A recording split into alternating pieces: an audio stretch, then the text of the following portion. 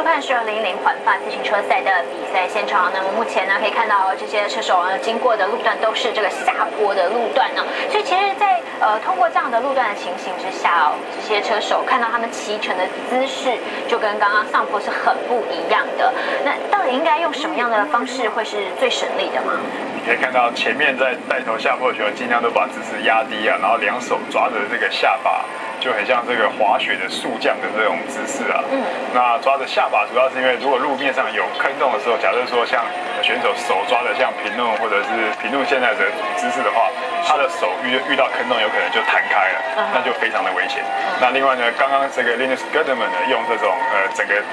压缩式的降低重心呢缩在里头，这个要在路面的这个宽度啊够宽，而且安全性够高的情况才可以用这样的姿势啊。看到普鲁已经用了站立的姿势来骑乘哦。那当然这是交替一下这个使用的肌肉，不过看起来这两位选手呢在前面的这个速度啊，其实放得比较稳啊，应该大概也知道后面的这个追兵啊速度相当的快。现在可以看到这个应该是主集团前面3位呢应该是 Radio Shack 车队的选手，后面跟的是 Astana 的这个选手啊，通过了这个20公里的这个路牌啊。所以跟前面的这个领先群呢，差了大概有2.1公里的差距啊。不过呢，这后段呢还有一个很长的爬坡，那大概是14公里的这个爬坡啊。好，可以看到小班内尔呢好像发动了一个进攻啊。那我们的领先群呢，剩下平路一个人单飞了。可以看到他的这个车辆跟服装呢，都是很有决心的，用这个红点衫啊来做搭配啊。这个在朋友刚刚发动进攻的，他把 Hondo 完全的甩开啊，这个是我想平路应该也是想说，如果再继续照这个平均速度跑，一定后面追上来，所以呢，赶快把这距离拉开，努力的试一下跑。那最后的不管最后的结果啊，如果这个2级爬坡他拿到积分的话，那甚至单站冠军也落入他的手中啊。但是不管如何呢，总是按照自己的配速跟频率去跑，即使后面集团追上来之后呢，再做打算。这也是一种尽量跑在前面的一种战术，但是前提是啊，这个必须要爬坡优异的爬坡实力啊。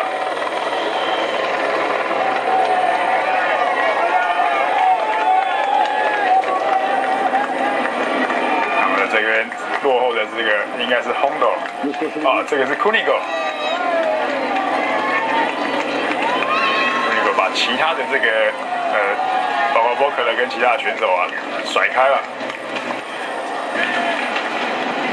但是这个看起来并不是一些进攻或者是真正尝试要单飞啊，感觉上就是现在整个集团的跑的速度啊不是这么的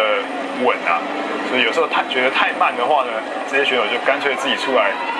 做一点加速，就刺激这个集团的平均速度往上走。同时呢，现在领先在这边呢是这个 Shamanel 刚刚从这个集团进攻出来啊，但是呢这种单飞呢要甩开其他的选手啊，真的要有相当大的实力跟勇气啊。现在就是 Quickstep 的 Shamanel。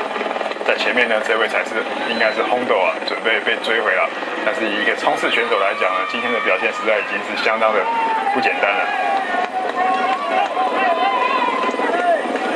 赛道旁边的观众啊，还是很努力的在帮这些车手做加油。希望呢，在这最后一个爬坡，给他们加油打气。但是呢，往往呢，像这个 Daniel Hondo 的刻意放慢呢，其实也有可能受到队经理的另外一种指示啊，就是呢，他叫他等后面的这个 Kunigo， 因为现在 Kunigo 是他最主要的这个爬坡这一站的希望跟队友啊，干脆叫他放慢一下，调整一下，然后呢，回到这边能够带多少，能够追多少就帮忙 Kunigo 一把。那但是这种战术呢，其实常常也是很难说在一开赛就讲好了，但是这种就是临场随机应变，特别是现在呢，这些 Pro Tour 的等级以上的比赛啊，选手还是使用了这个无线电。画面上可以看到 Shamanel 的这个他的耳机呢，其实就有接到这个无线电，可以跟这个队经理做沟通。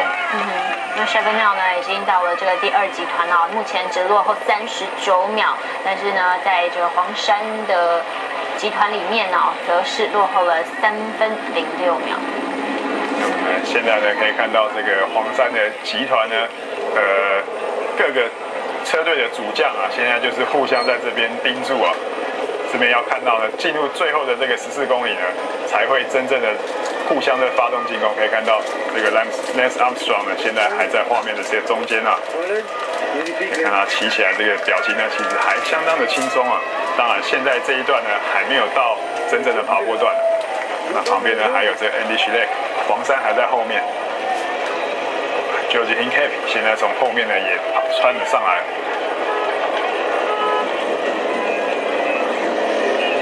那么呢 ，Hincapie 呢主要是帮助BMC 车队的主将呢 Carter Evans， 但是呢 Carter Evans 这个车队呢，其实在先前已经表示啊，今天呢其实不会很希望穿上这个黄山啊。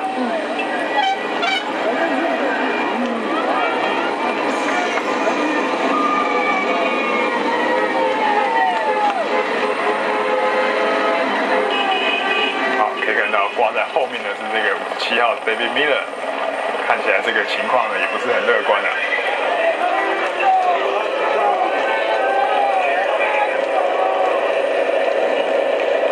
导致现在目前的这个美国国家冠军 Hincapie， 后面接着是这个 Nicky Sorensen。George Hincapie 呢持续呢在把这个集团的速度呢带得高一点，就像刚刚讲到，刚刚这个集团有的时候速度呢没有人出来带头呢，就突然会慢到很慢啊。那可能这时候Hincapie 呢干脆出来呢把这个速度呢拉一个平均的高度。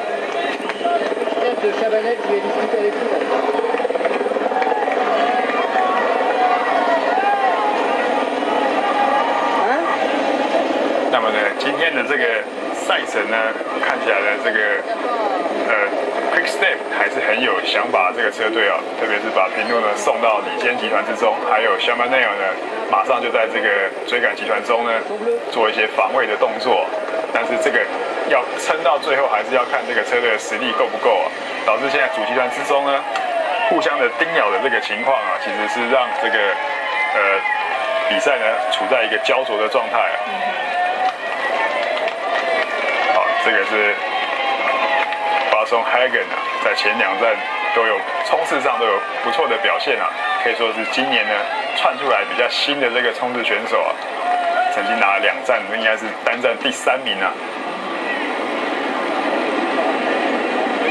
在这样子的爬坡上啊，很耗体力，所以刚刚还有从这背后拿了像是 Power Bar 这种补充体力的食物。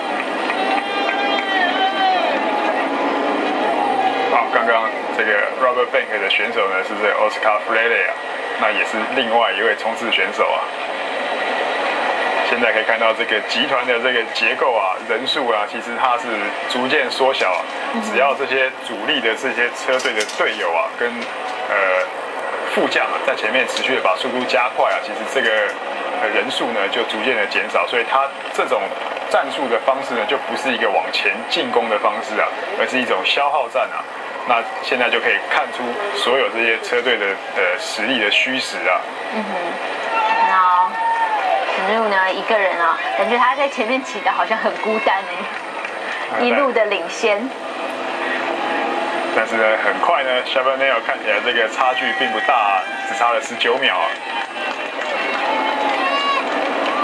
其实19秒的距离是已经可以看得到陈路在前面了。如果他们2个是好朋友又是队友啊，所以呢，这个 Shamaneer 上来呢，他的这个方式呢，如果他没有带到其他的这个竞争对手啊，其实就算一个成功啊，因为他如果上来可以帮到他，然后2个人一起走。不过呢，在这种坡度大概5%的坡度啊，有时候一些平缓的地方，有适当配速的队友一起骑的话呢，其实还是有一些帮助的。但是呢，常常有些如果说他现在假设他带了另外几位选手上来的话，那就是提着这个汽油来灭火了。那所以这个战术上的应用跟临场的这个变化呢，其实还要有这些经验老道的老将啊，那搭配这个队经理的指示啊，去做一些安排。